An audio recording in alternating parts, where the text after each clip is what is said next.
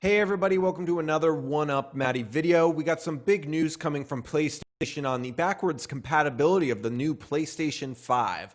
Backwards compatibility has been a huge thing going into next generation.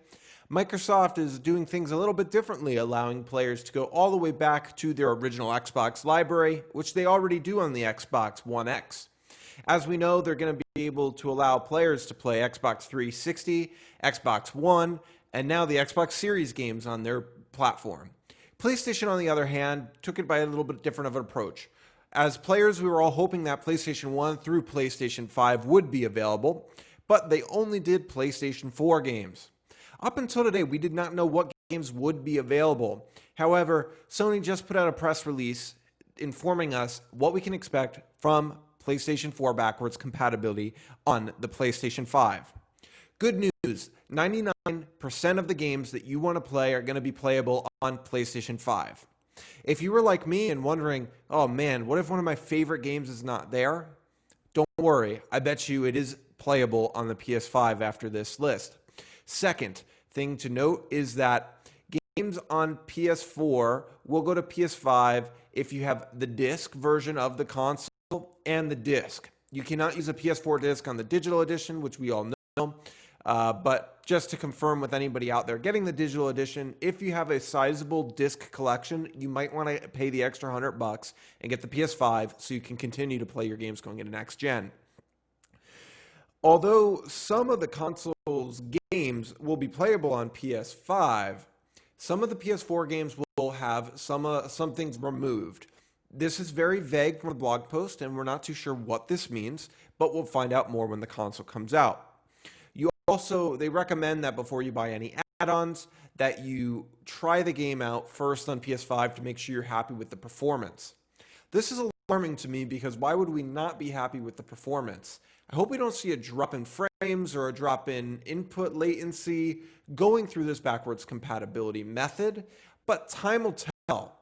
I think it would be pretty simple to port over the PS4 games to PS5 via backwards compatibility, and I would imagine load times would increase and the games would be better optimized than on PS4, but they're still giving people a warning. Also, PSVR will work on PS5. There is an adapter required for the camera though, so keep that in mind. PSVR 2 is probably going to be on the way as well, so if you're not an adapter of VR and you're looking to get into it, I recommend waiting a little bit. Now, let's get on to the real news here. The games that will work via backwards compatibility. This is great because Sony said the top 100 games will work on PlayStation 5 when PS5 was announced. However, we were not sure what that meant. Well, now we do. It actually means that 99% of the games on PlayStation 4 will work on PlayStation 5. Yeah, 99%. And to be honest, it's more like 99.9%. Instead of Microsoft's approach where they're saying these games work via backwards compatibility, Sony released a list of games that will not work via backwards compatibility. The following games will not work on backwards compatibility. That is DWVR, Afro Samurai 2, 1, TT Isle of Man, Just Deal With It, Shadow Complex Remastered, Robinson The Journey, We Sing, Hitman Go Definitive Edition, Shadwen, and Joe's Diner. That's it. Those are the only games that will not work on a PlayStation 5. Now, that doesn't mean that games on PS4 will work well on PS5. According to the blog post, they want us to check to make sure that we are happy with the performance of the titles. But I actually think that they're going to perform very well and that you're going to see that performance boost going to next gen, as we're already starting to see with backwards compatibility games on Team Xbox's side.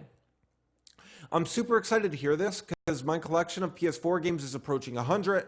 I wasn't sure if I was going to be able to play them, and now I know I will. This is great knowing that my digital library of games from PlayStation Plus is also going to transfer over to PS5. I'm happy to hear that I will just be able to go to my game library, go and look at the games that I already own, whether it be games I purchased digitally or received for free, and just simply click download like I do on the PlayStation 4. This is huge news for anybody with a digital library, especially those of you opting for the digital console of the PlayStation 5. Please let me know what games you're looking forward to checking out via backwards compatibility on day one with the PlayStation 5. I'm excited to see how Last of Us 2 performs. Even though we're not going to get a graphical update, I would just like to see how much quieter the console is and if the game looks much better. There are also a ton of games coming out for PS4 that are going to be backwards compatible forward compatible that are going to get updates, but I just want to see how the PS4 games perform on this next-gen console. Thank you guys for joining me. If you liked the video, hit the thumbs up. If not, click the dislike and let me know down in the comments below. I hope you enjoyed this little bit of information, and it's great to see that Sony is actually looking pretty good in the realm of backwards compatibility, at least going from PS4 to PS5. Here's hopeful to PS3, PS2, and PS1 getting backwards compatibility support at a later date. Thank you guys for joining me. Have a good one.